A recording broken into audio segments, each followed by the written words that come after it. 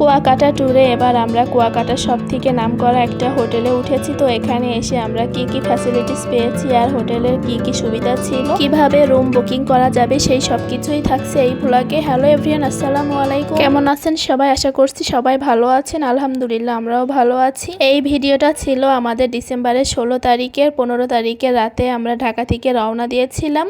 তো কুয়াকাটা এসে পৌঁছাতে আমাদের সকাল 9টার মতো বেজে গিয়েছিল। কুয়াকাটা 0 পয়েন্টে নেমে আমরা ওখানে সকালে নাস্তাটা করে তারপর একটা ইঞ্জিন চালিত ভ্যান নিয়ে নিয়েছি হোটেলে আসার জন্য।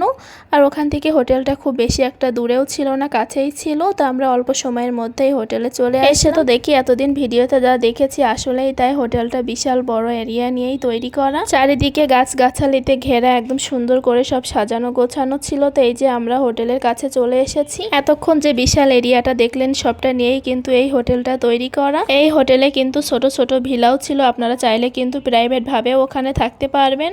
সেই সাথে এখানে অনেক রকম সুযোগ সুবিধাও ছিল, সুইমিং পুল, খেলার মাঠ, সেই সাথে বোট রাইডিং, আরো অনেক কিছুই ছিল। হোটেলে আমাদের চেক ইন ছিল 2টার সময়, কিন্তু আমরা কিন্তু এখানে 10:30টার দিকেই চলে এসেছি।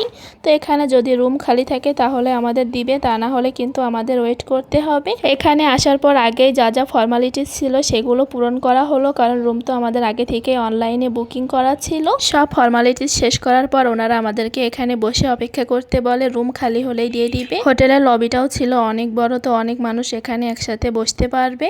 তারপর আমরা কিছুক্ষণ বসার পরে আমাদের জন্য ওয়েলকাম ড্রিঙ্কস নিয়ে আসা হয়। ওয়েলকাম ড্রিঙ্কসটা ছিল পাপায়া জুস। তো অনেকটা জার্নি করে আসার পর এই ঠান্ডা ঠান্ডা জুসটা খেয়ে ভালোই লাগছিল। তো জুসটা খাওয়া শেষ না হতে ওনারা বললো যে আমাদের রুমটা রেডি আছে আর আমরা রুমে যেতে পারবো। তারপর তো জুসটা হাতে করে আমি রুমে চলে আসলাম। আর এই যে ছিল আমাদের রুমটা বেশ বড় ছিল, সেই সাথে গোছানো পরিপাটিও ছিল। আর রুম থেকে ভিউটা অনেক সুন্দর ছিল, কিন্তু আমি এর আগে ভিডিওতে যে রুমটা দেখেছি এটা সেই রকম আমার কাছে লাগছিল না, কারণ এর আগে আমার আপুরাও এসে এই হোটেলে থেকেছে। তো ওদের রুমটা যেন আরো বেশি চাকচিক্য ছিল, সেজন্য তো এই রুমটা দেখে আমার একটু মনটাই খারাপ হয়ে যায়, কারণ এই রুমের সাথে সেই রুমের কোনো মিল ছিল না। আর এই রুমটা মনে হচ্ছিল একটু পুরানো, যেহেতু এই বিল্ডিংটা বেশ আগে করা, সেই জন্য রুমগুলো কিন্তু একটু পুরানো ধাঁচেরই লাগছিল, তাই জন্য আর আমার ভালোও লাগছিল না। তো আমরা নিয়েছিলাম ডিলাক্স কাপল রুম। তো এটা ডিলাক্স কাপল রুমই ছিল, কিন্তু আমি যে রুম দেখেছিলাম এটা সেই রুম ছিল না। তারপর আমরা রিসেপশনে কথা বলি আর বলি যে আমাদের রুমটা চেঞ্জ করে দেওয়ার জন্য।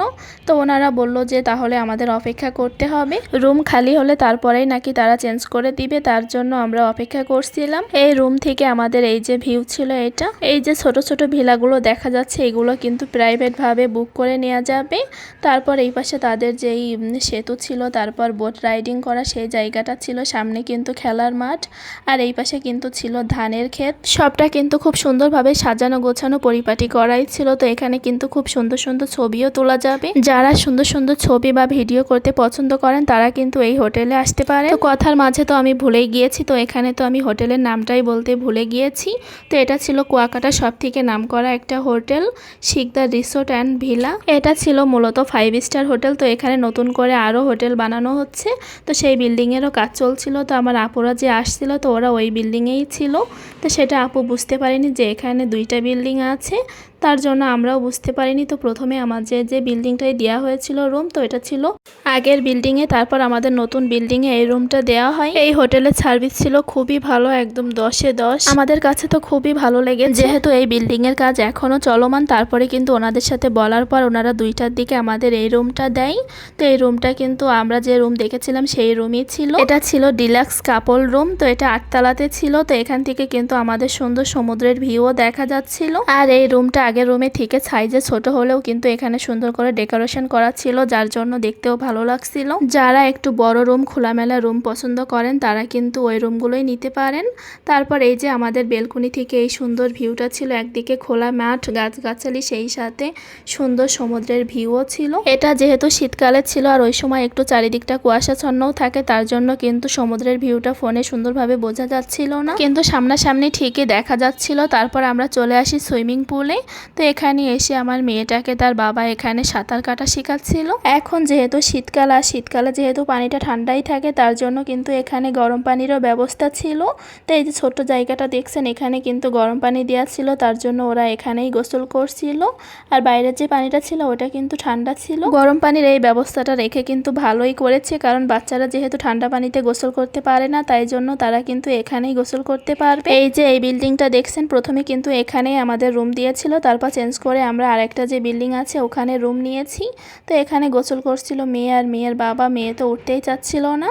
তারপর যেহেতু দুপুর হয়ে গিয়েছে তাই এক প্রকার জোর করে উঠিয়ে নিয়ে আমরা চলে এসেছি। তারপর রুম থেকে তাড়াহুড়ো করে রেডি হয়ে আমরা বাইরে এসেছি। তো বাইরে এসে আমরা এখন দুপুরের খাবারটা খেয়ে নিচ্ছিলাম। 3:30-এর মতো বেজে গিয়েছে। তো এখন না বেরোলে আমরা সূর্যাস্তটা দেখতে পারবো না। তো আমরা সূর্যাস্ত দেখতে যাব, তাই জন্য তাড়াহুড়ো করে আমরা খেয়ে তারপর একটা ইঞ্জিন চালিত ভ্যান ঠিক করে নিই। তো আমরা যে হোটেলটাতে খাবার খেয়েছিলাম, হোটেলটা খুব দেখতে সুন্দর না হলেও কিন্তু খাবারগুলো অনেক মজা ছিল। তো এখানে আমরা গরুর মাংস আর মাছ ভুনা নিয়েছিলাম, সেই সাথে সবজি আর ডাল ছিল। তো খাবারগুলো অনেক সুস্বাদু ছিল। তারপর আমরা এখন ইঞ্জিন চালিত ভ্যান নিয়ে বেরিয়ে পড়ি। শুটকি পল্লী, লেবুর চর, 3 নদীর মোহনা, সেই সাথে সূর্যাস্ত আরও কয়েকটা জায়গা ঘুরে দেখার জন্য। তাই পরবর্তী ভিডিওটা একদমই মিস করা যাবে না। দেখা হবে পরবর্তী ভিডিওতে। আল্লাহ হাফেজ।